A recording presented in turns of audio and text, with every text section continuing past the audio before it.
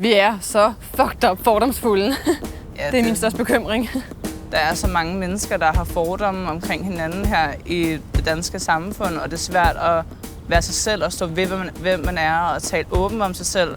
Jeg hedder Camilla, og jeg er 27 år gammel, og jeg kommer fra Slagelse af. Jeg er manuskriptforfatter og skuespiller på vores serie Whatever. Jeg hedder Marie Andersen, og jeg bor i Valby, og jeg er manuskriptforfatter og instruktør på Whatever.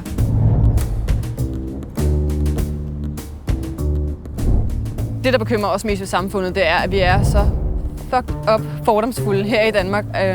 Og det er det, vi prøver at bryde lidt igennem med. Vi er i gang med at lave en webserie, som handler om nogle meget forskellige karakterer. Og det er nok ikke nogen, man typisk vil se gå sammen på gaden, men her er der ligesom tvunget til at være sammen.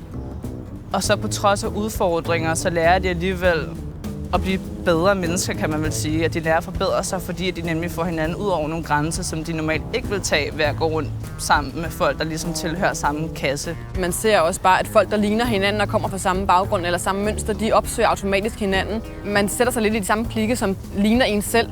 I stedet for, at man tænker lidt mere åbensindet og går ud og finder nogen, man kan lære af, eller man kan blive inspireret af. Og det er også sådan, at i Danmark, når man har nogle ting, der er anderledes ved en selv, så er det, at man møder rigtig mange mennesker, der reagerer ved at være fordomsfulde, og de tager afstand fra en. Når folk stigmatiserer andre, så er det, at det skaber det her med, at folk de får den her håbløshed, og de får også smerte indeni, og de får bare rigtig svært ved at være sig selv.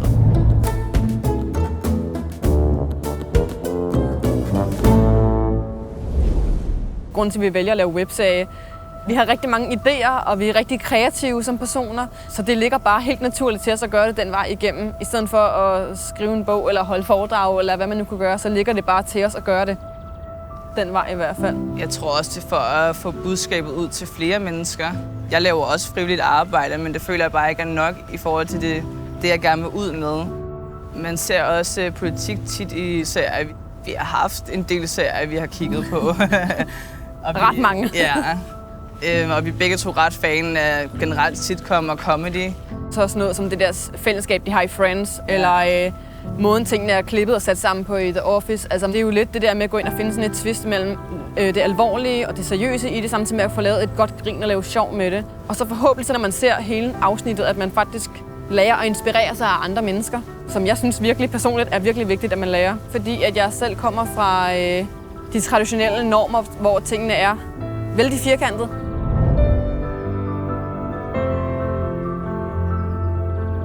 Vi har tænkt over vores eget liv og dem vi kender omkring, hvad det er for nogle problemer, der ligesom er i Danmark. De unge mennesker, som så er vores målgruppe primært, de går ikke så meget op i politik. De sætter sig ikke ind i ligesom det fagsprog og fagtermer, som der politikerne bruger. Men vi gør det på en lidt sjovere måde. Det er ikke altid, folk har lyst til at blive belært eller høre på kloge ord, og folk trækker sig gerne eller lukker lidt af, eller så er det noget, der kører i baggrunden, hvor hvis man gør det på den her måde, så gør man det mere ubevidst. Så man måske ser det og bliver præget af det den vej igennem, og det er jo lidt det, vi håber på. De unge mennesker, de har travlt med alle mulige andre ting. De læser måske til eksamen eller har små børn, og de har bare brug for lidt sådan pause i hverdagen. Og det er jo så det, vores serie kan være, fordi den er nem at se, og så føler du måske heller ikke, at hjernen går på arbejde på samme måde. Og så er det jo bare mega fedt, at vi så også samtidig kan ligesom tage nogle politiske ting ind, uden at løfte pegefingeren over for dem. Altså, vi er godt klar over, at vi løser ikke verden ved at lave en serie, men vi åbner måske for nogle debatter og nogle andre fokuspunkter i Danmark, som der ikke er så meget at tale om lige nu. At det er okay at være anderledes, og vi behøver ikke altid at indgå i de forskellige kasser, som vi som regel inddeler hinanden i, og det er okay at træde ved siden af.